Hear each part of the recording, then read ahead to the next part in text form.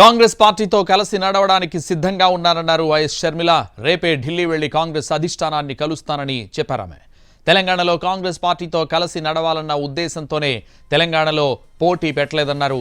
తమ మద్దతుతోనే తెలంగాణలో కాంగ్రెస్ పార్టీ అధికారంలోకి వచ్చిందని చెప్పారు షర్మిల. తెలంగాణలో 31 స్థానాల్లో కాంగ్రెస్ పార్టీ అధికారంలోకి రావడానికి తాము పోటీ పెట్టకపోవడమే ప్రధాన కారణమని చెప్పారామె.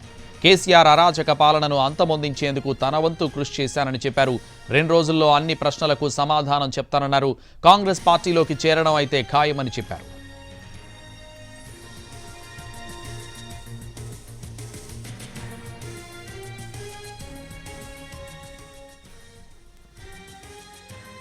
డాక్టర్ వైఎస్ రాజశేఖర రెడ్డి గారు మనవడు వైఎస్ రాజారెడ్డి పెళ్లి కాబోతుంది. ఈ సందర్భంగా రాజశేఖర రెడ్డి గారి సమాధి వద్ద మొదటి ఇన్విటేషన్ కార్డు ఉంచి ఆయన ఆశీస్సులు తీసుకోవడానికి రావడం జరిగింది. కొత్త వధూవరులు రాజశేఖర రెడ్డి గారితో పాటు ప్రజలందరి దీవెనలు ఉండాలి. దేవుని దీవెన చేత వీళ్ళిద్దరూ సంతోషంగా ఉండాలని మనస్ఫూర్తిగా మాతో పాటు మీరు కూడా కోరుకోవాలని ప్రార్థన. Thank you very much.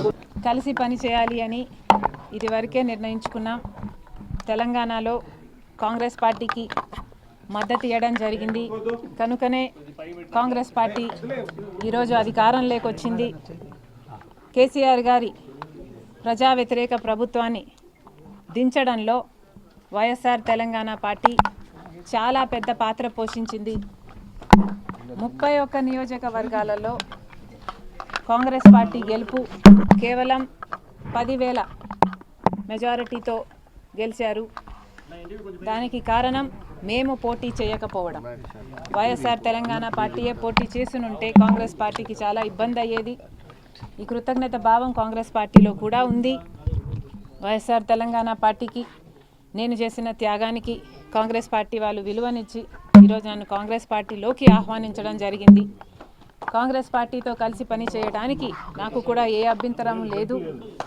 ఎందుకంటే ఈరోజు కాంగ్రెస్ పార్టీనే మన దేశంలో అతిపెద్ద సెక్యులర్ పార్టీ, ప్రతి ఒక్కరికి భద్రతనిచ్చే పార్టీ కాంగ్రెస్ పార్టీ. కనుక కాంగ్రెస్ పార్టీని బలపరచాలని మేము నిర్ణయించుకున్నాం.